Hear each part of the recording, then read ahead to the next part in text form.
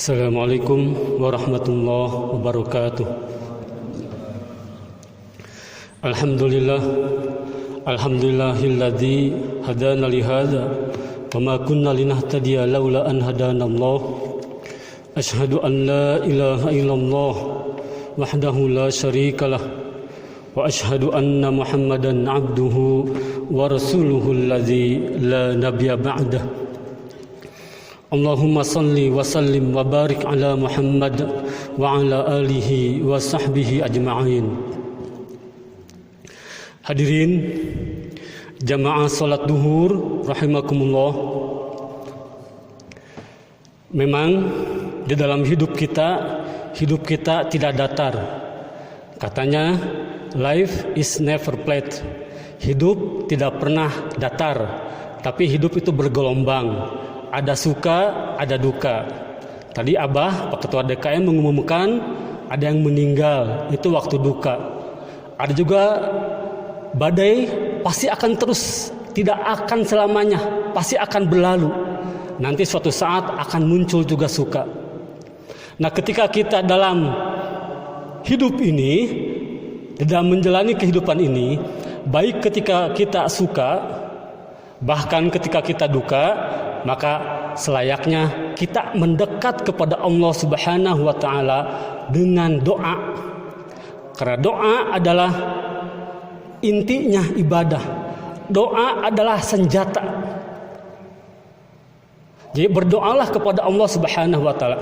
Baik ketika kita mendapat kabar duka atau kita sendiri yang terkena duka. Kita berdoa tadi untuk yang meninggalnya Satpam UIN, UIN SGD Bandung, Sunan Gunung Jati Bandung. Mudah-mudahan Allah merahmatinya, mengampuni segala dosanya, dan keluarga yang ditinggalkan diberikan kesabaran. Amin ya rabbal alamin. Ketika kita suka pun kita disuruh berdoa kepada Allah Subhanahu wa taala. Dan inilah doa yang terbaik. Kata Rasul, kalau doa kita ingin dikabul, ingin cepat dikabul, maka kalau doa kita ingin cepat dikabul ketika kita banyak masalah, perbanyaklah berdoa ketika kita mendapatkan barokah, mendapatkan kabar gembira, mendapatkan suka. Jadi insya Allah dikabul Allah Subhanahu wa taala. Apalagi secara umum dalam surat Al-Mu'min, surat Ghafir ayat 60, Allah Subhanahu wa taala berfirman, ayatnya sangat terkenal, wa qala rabbukum ud'uni astajib lakum. Berdoalah kepadaku, maka Allah berjanji pasti doa itu akan aku kabulkan. Janji dari Allah Subhanahu wa taala, doa dikabulkan Allah Subhanahu wa taala. Dan luar biasa hadirin, ternyata doa yang kita panjatkan kepada Allah Subhanahu wa taala sangat erat hubungannya dengan kesehatan tubuh kita. Luar biasa ini. Jadi segala sesuatu pasti ada hikmahnya, pasti banyak hikmahnya, pasti banyak manfaatnya. Doa kepada Allah Subhanahu wa taala akan mengakibatkan kesejahteraan mental kita. Kesejahteraan mental akan mengakibatkan kesehatan fisik kita. Walaupun doa kita belum dikabul, tapi pengabulannya oleh Allah Subhanahu wa taala ditunda atau digantikan dengan yang lebih baik. Ingat, prinsip berdoa pasti dikabulkan Allah Subhanahu wa taala. Tapi ketika pengabulannya tidak sesuai dengan keinginan kita, karena Allah Maha Tahu yang terbaik, minimal hati akan merasa tenang. Kemudian kita dengan doa tersebut akan terkurang kecemasan dan sifat stres yang ada pada diri kita, dan tentu itu semua akan meningkatkan kesehatan mental dan juga kesehatan fisik kita. Di dalam menurut para ahli komunikasi ada kata-kata seperti ini, we cannot not communicate. Kita tidak bisa tidak berkomunikasi. Kenapa? Karena kita harus berkomunikasi. Dan komunikasi itu adalah obat. Kita semua pasti punya masalah. Coba kita punya masalah, curhat kepada teman saja. masalah yang kita hadapi, kita curhat kepada teman. Itu menurut para ahli, sebagian masalah kita telah terselesaikan ketika kita curhat, walaupun teman tersebut tidak bisa menyelesaikan masalah kita. Ini luar biasa ini. Kita curhat kepada teman, walaupun teman kita tidak bisa menyelesaikan masalah kita, tapi ketahuilah menurut para ahli, sebagian masalah kita sudah selesai. Tinggal cari sebagian lagi. Itu baru curhat kepada manusia. Apalagi kalau curhat, yang istilah agama disebutnya doa kepada Allah Subhanahu wa taala. Ini luar biasa ini.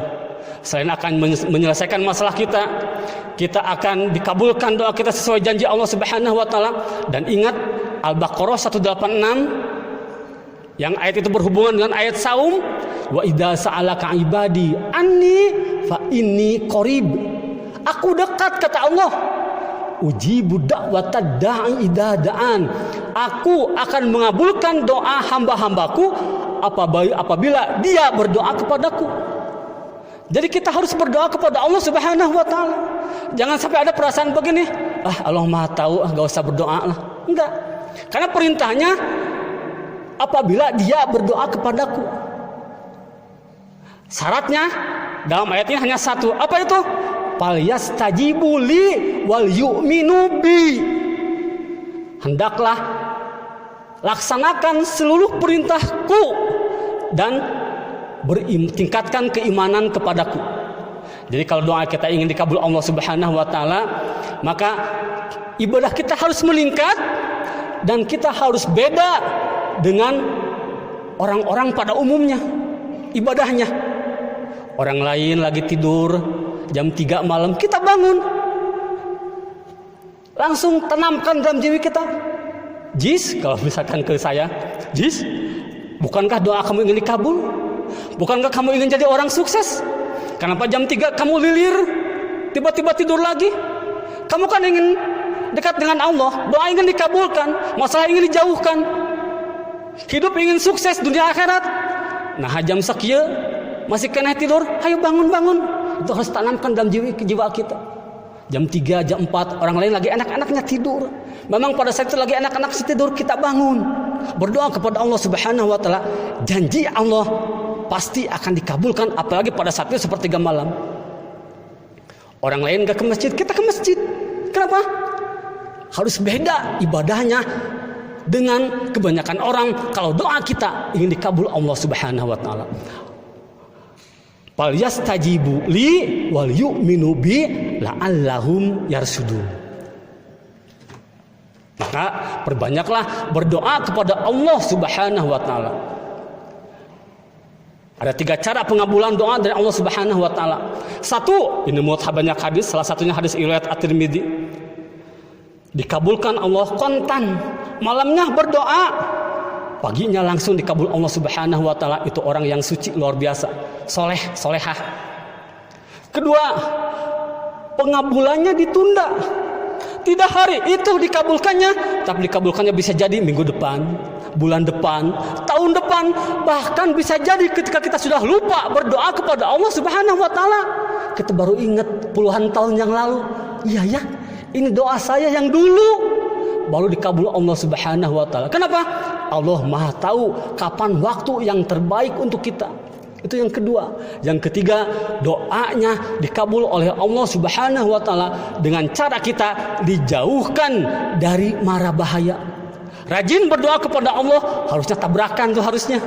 Tapi karena rajin berdoa kepada Allah, dihindarkan Allah supaya tidak terjadi tabrakan. Begitulah kira-kira contohnya. Makanya setelah mendengarkan hadis itu, para sahabat langsung berkata kepada Rasul, "Ya Rasul, kalau begitu saya akan memperbanyak doa kepada Allah Subhanahu wa taala." Bagus, perbanyaklah doa kepada Allah Subhanahu wa taala, karena dengan memperbanyak doa, Allah pun akan banyak sekali mengabulkan doa-doa Anda semua. Aqulu qouli hadza wastaghfirullah li wa lakum walhamdulillahirabbil alamin. Wassalamualaikum warahmatullahi wabarakatuh.